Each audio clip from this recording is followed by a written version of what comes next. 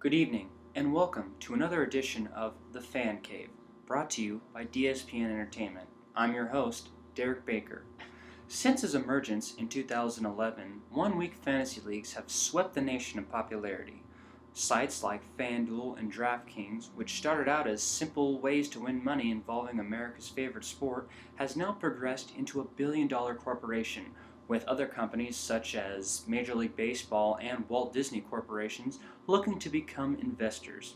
However, a recent scandal involving leaked insider information involving a DraftKings employee has left the company in a bit of a turmoil and has caught the attention of the government. Now, with this scandal, it has forced the question, should the government be involved in all forms of sports gambling? Well, when it comes to DraftKings, that could be a little bit trickier than said. We have the story at DSPN. As the popularity of one-week fantasy football leagues continue to increase in the United States, so do the number of participants who play these games. To get a better understanding of how one-week fantasy leagues actually work, we spoke with Bryson Colbeth, a local resident of California, who had this to say about one-week fantasy leagues.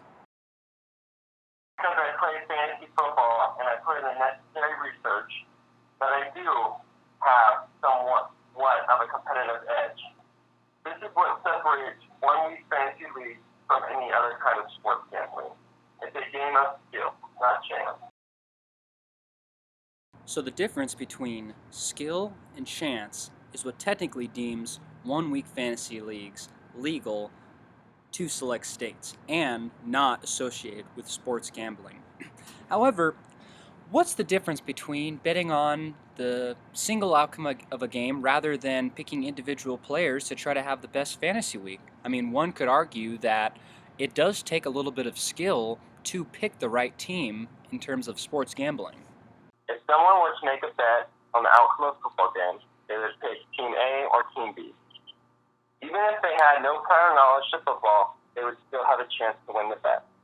However, if the same person were to attempt to play any one-week fantasy league, they would have an astronomically harder time to win. It takes more than just luck to win. It takes the knowledge of football and the necessary time to research. When one puts it like that, it becomes a little bit easier to understand why one-week fantasy leagues don't technically fall under the definition of sports gambling. They are games of skill, not games of chance. However, there could be a lot of benefit towards government regulation of not just one-week fantasy leagues, but all sports gambling. In a way, one-week fantasy leagues could, like I said before, be sort of a stepping stone towards a new government regulation towards sports gambling. However, only time will tell if that actually happens. From DSPN, I'm Derrick Baker. Good night.